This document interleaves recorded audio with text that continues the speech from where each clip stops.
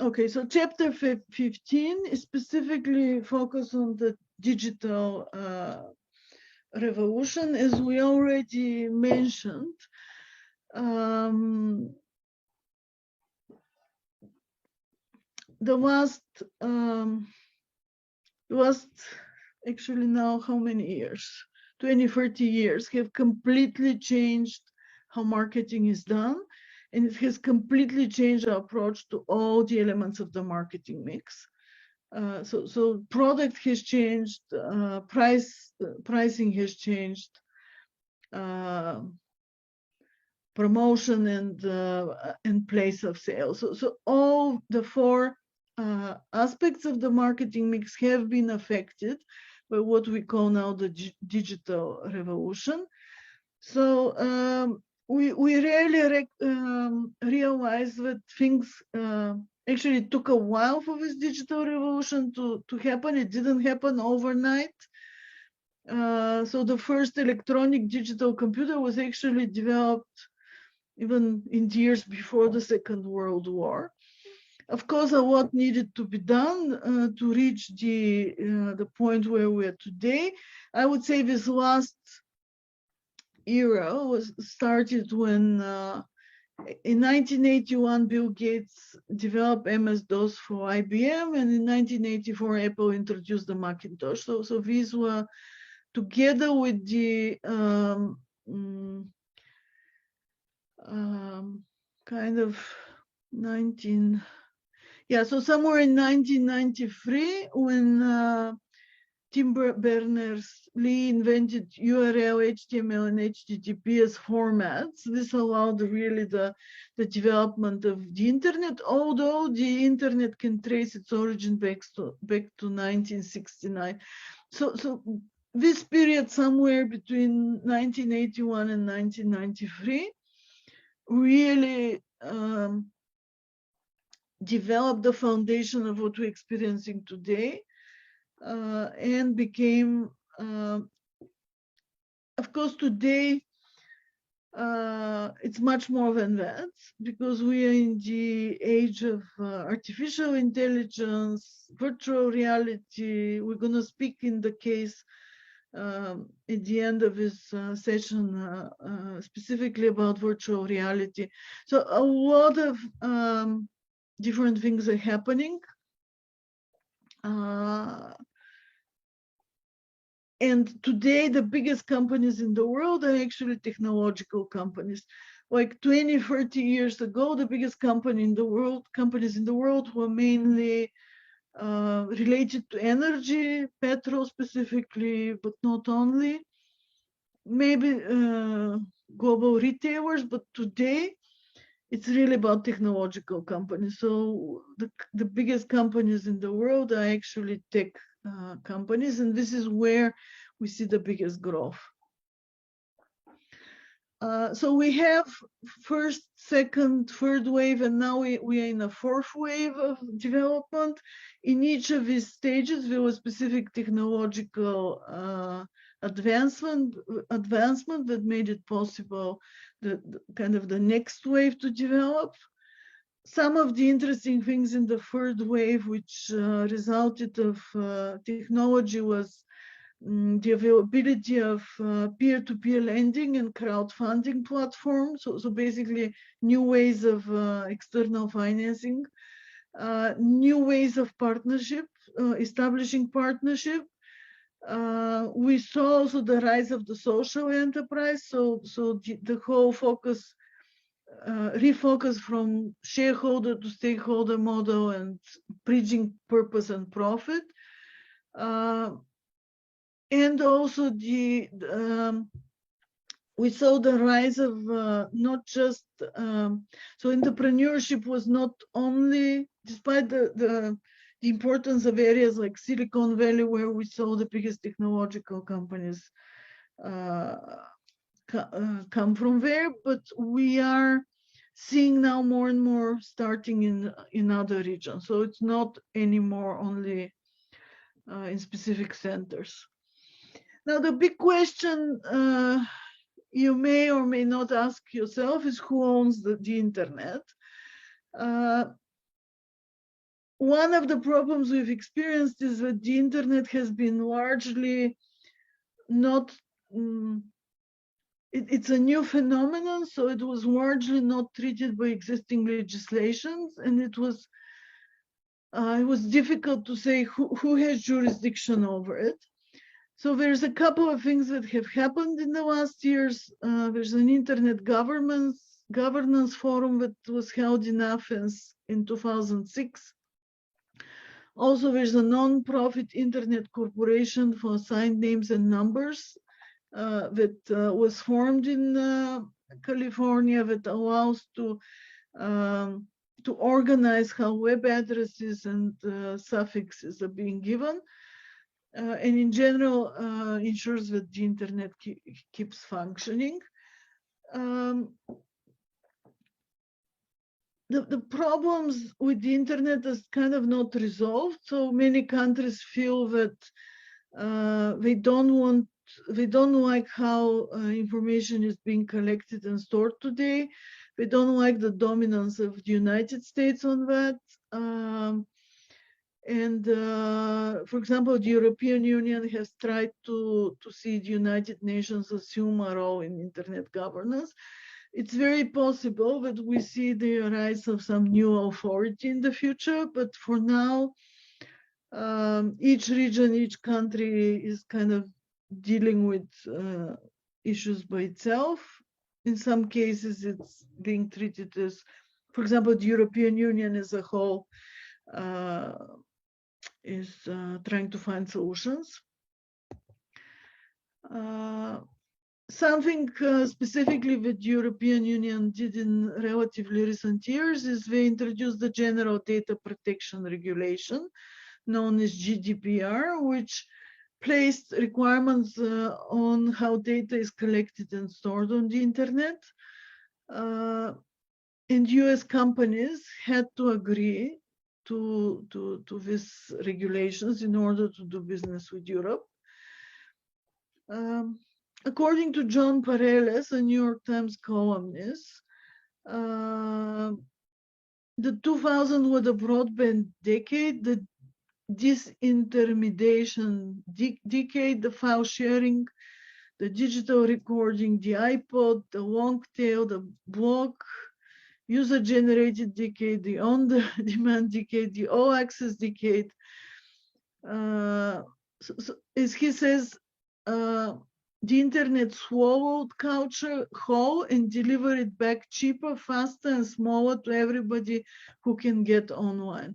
So basically, in so many words, what he's saying is that internet impacted absolutely every aspect of our lives, and it came with new solutions. So it disrupted the way we do things, and it came with cheaper, faster, and smarter solutions. And I think this tendency is continuing. We will see more and more whole industries being disrupted. When I say disrupted, what I mean is, for example, how do we watch movies? We used to go to TV we used to watch TV and go to the cinema. Today we watch Netflix. I mean, this is a complete disruption of way of doing things. How we take photos. I mean, how we listen to music. The examples are numerous. Here there are some graphs which are just showing, for example, exactly what I was mentioning, industry conversions. So telephones, consumer electronics, photography, and computers have become one. So these were separate industries. Now, smartphone provides for us all these functions. Yeah, so I was talking about disruptive technology just about now. So for example, another example of disruptive technology is Uber, for example, or Airbnb. So let's look at them one by one. One of the problems companies have faced is that some of them, once they have invented something, they have been staying committed to that invention or technology which is profitable for them, focusing on established customers. When the companies do that, there are many examples, but they have actually missed opportunities on the market. So basically today, we cannot, it doesn't matter how amazing is the invention we do and how much customers love it, we cannot fall asleep, so to say. We need to keep innovating and keep investing in new solutions, because otherwise we run the risk to completely miss opportunities. As far as value network, we need to be really aware where is the value, what is the value customers place on, what do they value? So a good example here is that big focus in computers was making them smaller and smaller, because people using laptop computers could really, they were really benefiting from smaller sizes, both for elegance as well as heaviness in terms of carrying it around. However, that focus on making them smaller and smaller was not the main focus of buyers of mainframe computers. For them, performance was much bigger issues. So by focusing on one area, we may miss opportunities in another area. So we cannot assume that customers place the same value on. So the same product, the computer, is looked upon differently by customers, and they place different value on different features. Now, what we call sustaining technology is the incremental or radical innovations that improve product performance. So the vast majority of innovations which are happening are sustaining in nature. In other words, they continue to develop a product or service done in a specific way. So they're innovating it, but they're not disrupting it, while the next type of technologies are disruptive. As I already said, they're completely changing how we do things, and they're enabling new markets to emerge, totally new ways of doing things. So the 5 principles of disruptive innovations, obviously disruptive innovations are the main way in which we can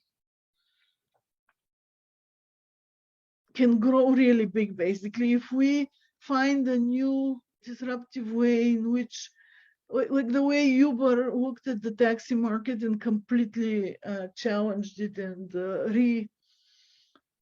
changed the way we, basically the service is conducted, we can become really big. We can become the global company overnight if we really find that new way of providing value to the customer. So one of the rules here is that innovations are customer driven. So we need to really have empathy to the customers, like connect with them with empathy, and understand where is their pain, what is it we really want to, that can improve their lives. What we need also to understand is that small markets don't solve the growth needs of large companies. So in other words, if we are a large company, we need to find large markets, otherwise we cannot survive. Also, if we want to be a disruptor, we need to understand that we cannot analyze the market. For example, if Steve Jobs did a market research and asked people, do you want to have a camera on your phone, and do you want to have just one button on your phone? I think people were going to say, what are you talking about? Like, he couldn't collect such information. But if people were asked, would you like to have a small computer on your pocket that you can do all these things through it? Then people would have answered differently. So it's not about asking questions related to current way of the current way the market works, but more about really understanding the real human needs and how we can solve them in new ways. Also, the fourth point here is that an organization's capabilities defines its disabilities as well. So very often where we are strong defines where we're weak, and we need to understand that and address it if we want to succeed. And also we need to be really aware that technology supply may not equal market demand. What this means is that the fact that we came with some amazing technological innovation that we think is going to change the world does not mean that customers want that. So sometimes this is a mistake technological companies do. They kind of put too many features. The product becomes too expensive. Customers don't need all these features, and they're not willing to pay this money. So again, here comes the close relationship and the empathy with the real needs of the customers in order to understand really where do they place value and what would they be willing to pay.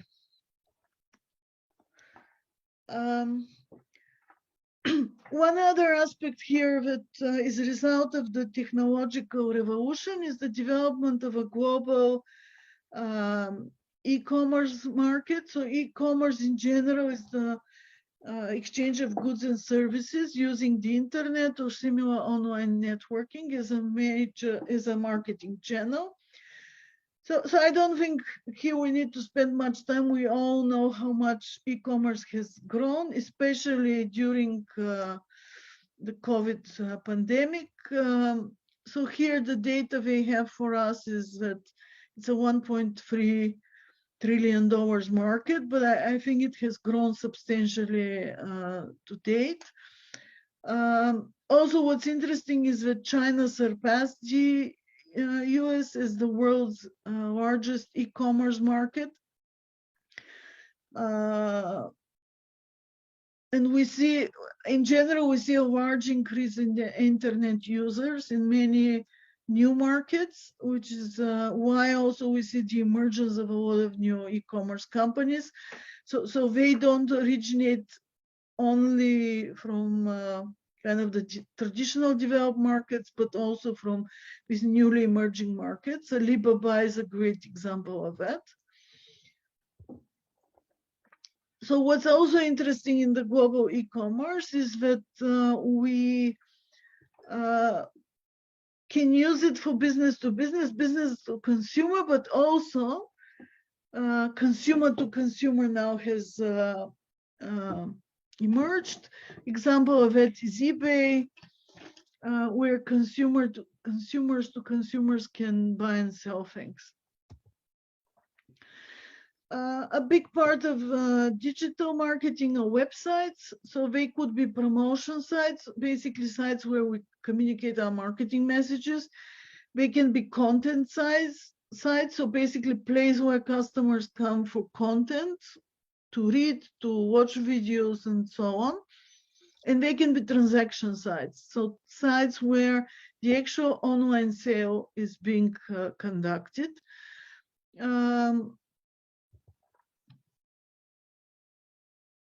Now, the internet, when we look at the internet as a communications tool, basically nobody can discard it anymore. So products that basically every company now is considering how to use the internet. Nobody can disregard it anymore. With that said, there are products that are not viable for internet sales, and they will continue to be sold offline. So usually these are products that need to be experienced, touched, tried,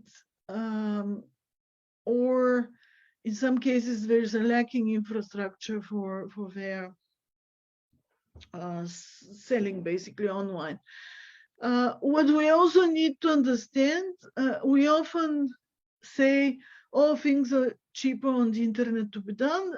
It's not anymore the case. And for example, a major global e-commerce site can cost up to 20-30 million. Of course, a simple website could be launched for just a few $100s. But when we are talking about a big global company with all the bells and whistles that requires, it could be up to $20-30 million. So this is something to be aware of. So retail sales, we've seen very big growth of retail sales, even products that were initially more conservative now are starting to sell online. But together with that, the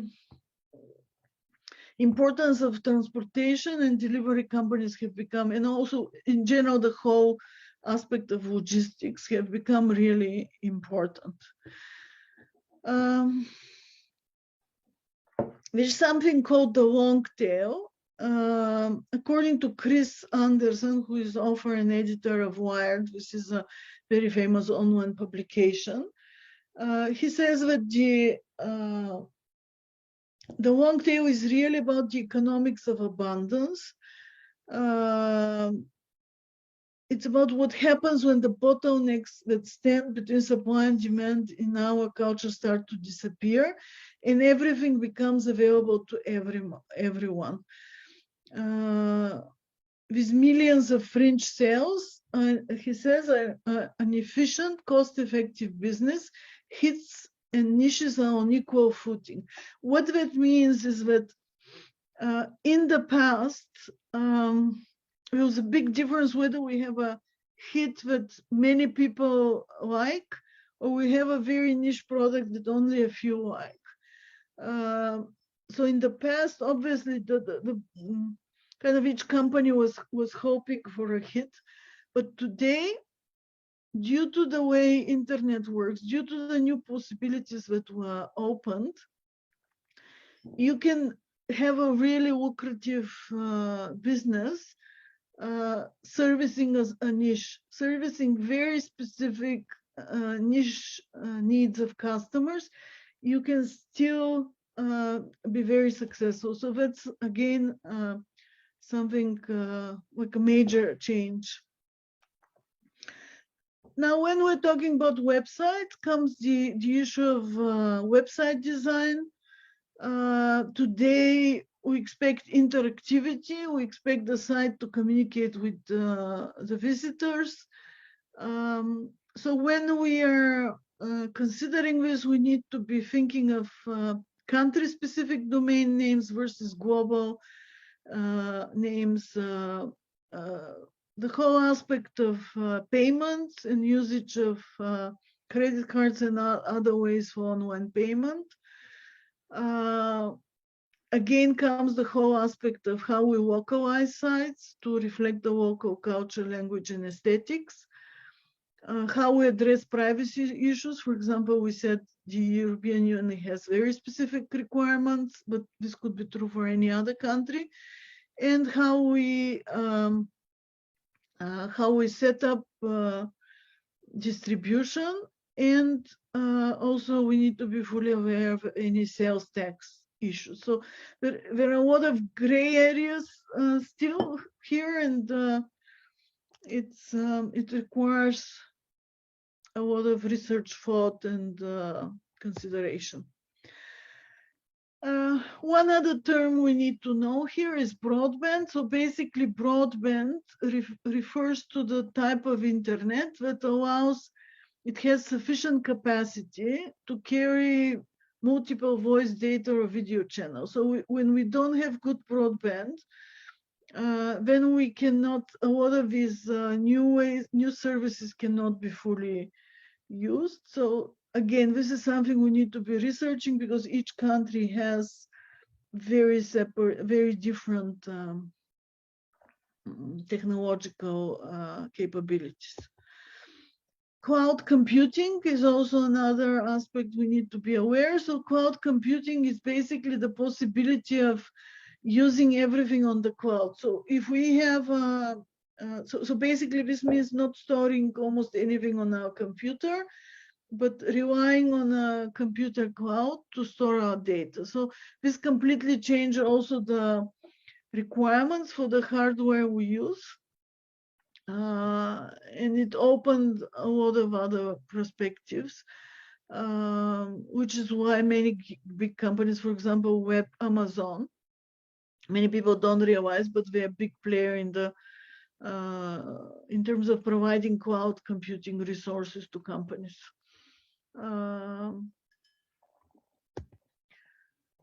Smartphones, we all know what that is because they have become a big part of our lives. They have actually,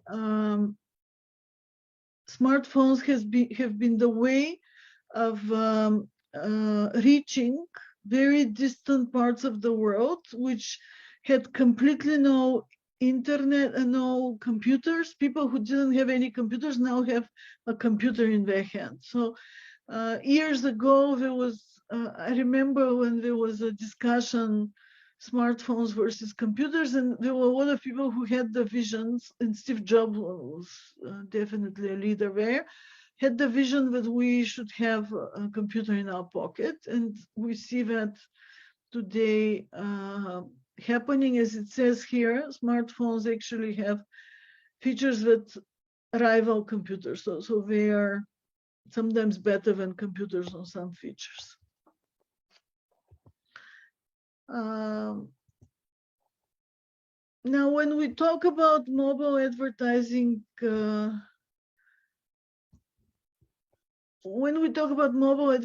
and mobile commerce,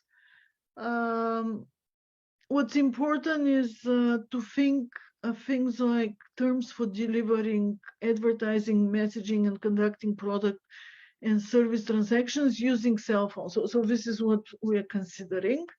So we need to understand access to internet, the difference between Wi-Fi access and 3G, 4G networks. What we need to also, so basically this way of advertising is growing in its significance. You can see that mobile ad spending in 2007 was $1 billion. And it reached 100 billion in 2016. So over 9 years, we have 100 times more mobile ad spending, and I think it's continuing to grow. The GPS on phones have also allowed for location-based advertising, which is another big possibility, because by location, we can actually adjust our marketing messages and the products we offer. A few more things that are important is Bluetooth technology. So Bluetooth technology is similar to Wi-Fi, but it's used for smaller, for shorter distances. And it uses less power than Wi-Fi. The Internet of Things is something that you can research. There's a lot of discussions on that, but basically this is the opportunity to connect everything, like refrigerators in our home, our stove, lighting systems, maybe even things like washing machines. So it's the possibility to control basically all devices in our home through the Internet. We are also seeing the arrival of self-driving and electric cars, as well as internet-connected cars. So all this is becoming now reality, and we'll see big changes in the next couple of years. Mobile music, you probably know very well. The internet changed how we use and listen to music. How do we pay for music? It completely disrupted the whole industry. Same is with mobile gaming. And we're probably going to continue to see a lot of changes. So mobile gaming specifically, revenues have grown a lot in the last years. You see almost similar growth around 100 times over just a few years, with different possibilities. And we're going to talk about also things like augmented reality, virtual reality, and artificial intelligence are also changing that market. How we watch sport has changed. How we make payments has changed due to introduction of different possibilities. We also have completely new ways that were not available years ago of streaming video, that has changed also how marketing is done. YouTube obviously is the leader there, but other platforms are also gaining popularity.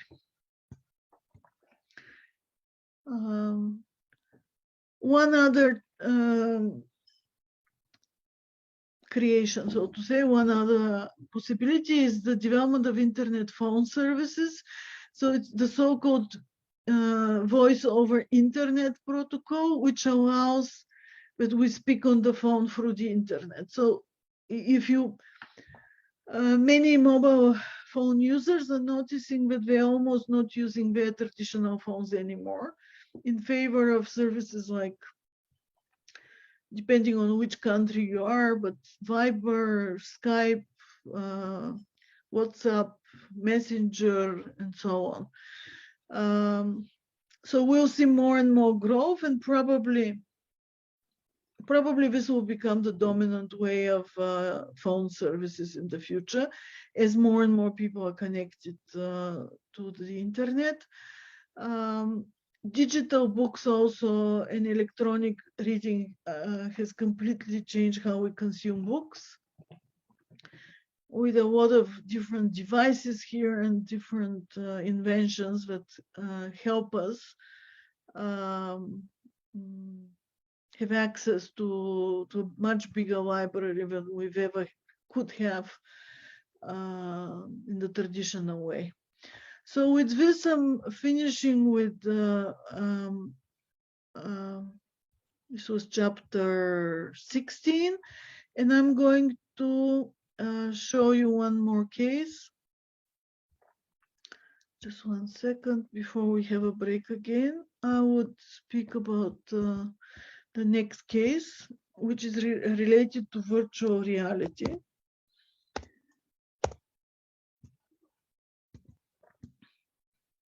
Has anybody read that case?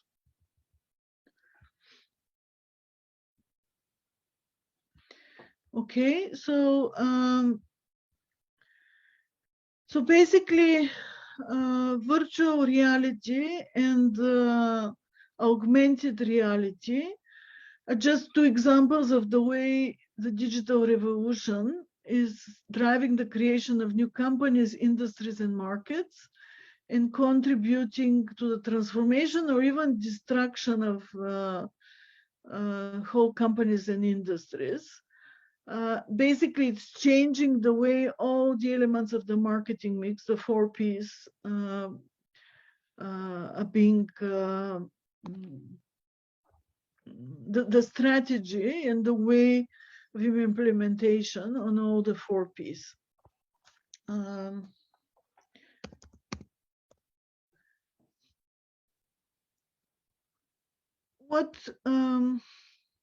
So you can read in the case, there are a lot of interesting examples in terms of how augmented reality, virtual reality, and mixed reality are changing products and marketing.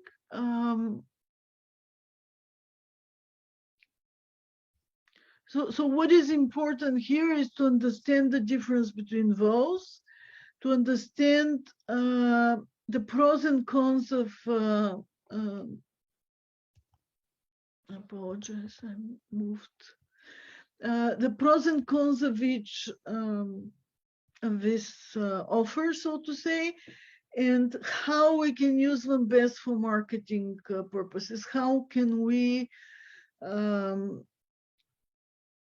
integrate them within our products, within ways of distribution of our products, and so on. What's important is in the beginning, when some of these opportunities, technologies became available, they were a little bit not kind of a bit too bulky, too difficult to use, too expensive, not offering a really good experience. What's important is that in the last years, we've really perfected them. They've really changed the way we can use them, so they're now less expensive, much higher quality, and we'll probably see even more development in the new coming years. So definitely, as global marketing people, we cannot not see them, so to say. We need to integrate them within our strategy.